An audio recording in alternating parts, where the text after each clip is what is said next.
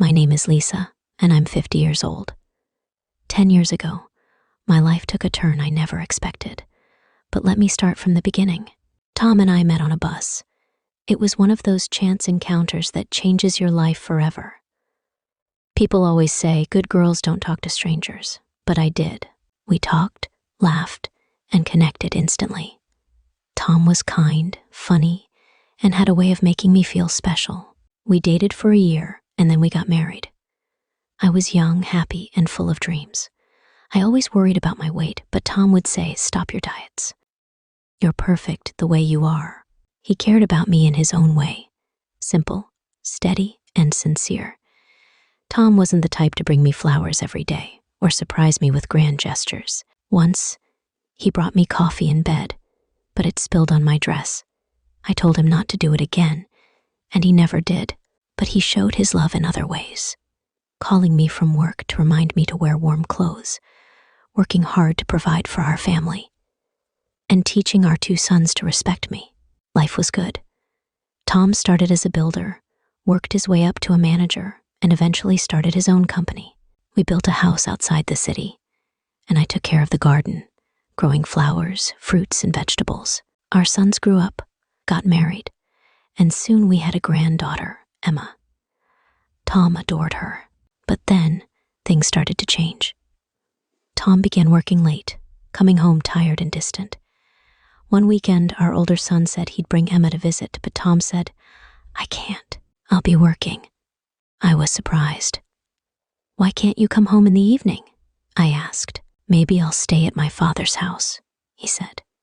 His words worried me. Something felt wrong. The next day, I drove to Tom's office. He wasn't there.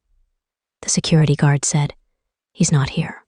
Then I heard the guard's wife whisper, "Poor woman. Everyone knows but her." My heart sank. I called Tom and said, "We need to talk." When he came home, I asked, "Do you have another woman?" He didn't hesitate. "Yes," he said. "Will you leave or should I?" I asked, my voice trembling. "I'll leave," he said, and just like that, he packed his things and walked out. My world fell apart. I cried for days, feeling lost and alone. My sons came to see me, hugged me, and listened to my story. I told them, "Your father left me, but he's still your father. Respect him." Days turned into weeks, and the pain didn't go away. Nights were the hardest. I couldn't sleep. I lost weight, and I stopped smiling. One day, my friend Mary came over. "Lisa, come with me," she said. She took me to a children's hospital. The children there had cancer, but they smiled through their pain. Their mothers stayed by their sides, caring for them with unwavering strength. Mary said, "Lisa, look at these women. They have real problems. Your problems are small compared to theirs." That day changed me. I started volunteering at the hospital, finding sponsors to pay for the children's treatment. Helping them gave me a sense of purpose. I smiled again. 10 years passed. It was Women's Day, and I was waiting for my sons to visit. But when the door opened, it was Tom. He looked old and tired. "Lisa, can I stay here?" he asked. I was stunned. "This is your house too," I said. Tom sat down and said, "I'm sorry. Please forgive me." I didn't know what to say. Later, Mary told me Tom's new wife had left him. She had lied to him. Her child wasn't his. Tom stayed in the guest room. He didn't say much, and I didn't know how I felt. I cooked dinner, and he said, "The food smells good, Lisa." I didn't respond.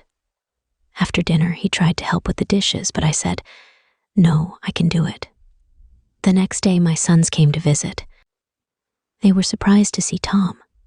"Dad, what are you doing here?" they asked. Tom looked down. "I made a mistake. I hurt your mother. Now I want to fix it." My older son, Peter, looked at me. "Mom, are you okay with this?" "I don't know yet," I said. That night, I couldn't sleep. I thought about the past, how Tom had hurt me, but also how he had been a good father and provider. I asked myself, can people change? Can I trust him again? The next morning, Tom was in the garden, fixing the fence. I watched him from the window. He looked older, slower, but he was working hard. I went outside and said, "Tom, you don't have to do this. I want to help," he said. "This is still my family." A few days later, Emma came to visit. She ran to Tom and hugged him. "Grandpa," she said. Tom smiled. The first time I'd seen him happy in years. Emma begged me to go to the park with them. Reluctantly, I agreed. At the park, Tom said, "Thank you for letting me come back, Lisa." "I haven't decided yet," I said. Days turned into weeks. Tom stayed in the guest room, fixing things around the house and helping in the garden. One day, Mary came to visit. "Lisa, are you okay with Tom here?" she asked. "I don't know," I said. "I feel angry, but I also feel sorry for him." Mary said, "You don't have to forgive him right away, but maybe this is a chance for both of you to heal." That night, I thought about her words. Maybe she was right. The next morning, I made breakfast and called Tom to the table. "Let's talk," I said. Tom looked nervous. "I don't know if I can forgive you," I said. "But I want to try." Tom's eyes filled with tears. "Thank you, Lisa.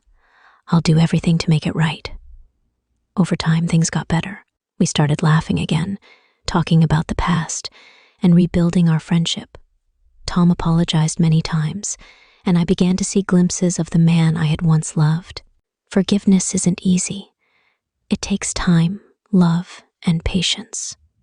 I still don't know what the future holds, but I know this: our family is on the path to healing.